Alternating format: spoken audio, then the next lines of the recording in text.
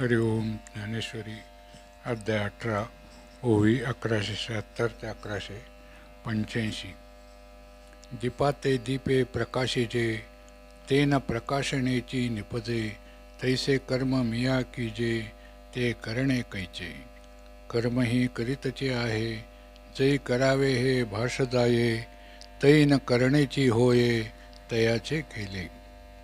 क्रिया जात मी जालेपणे गडे काहीची न करणे तयाची नाव पूजणे खुणेचे माझे.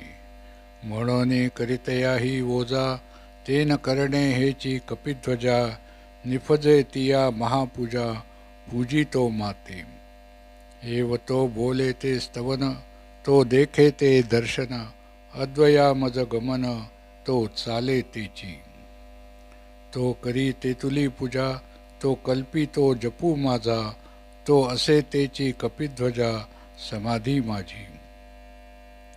जैसे कनकेसी कांकणे असिजे अनन्यपणे तो भक्तियोग येणे मजसी तैसा. उदकी कल्लोळू कापुरी परिमळू रत्नी उजाळू अनन्यो जैसा.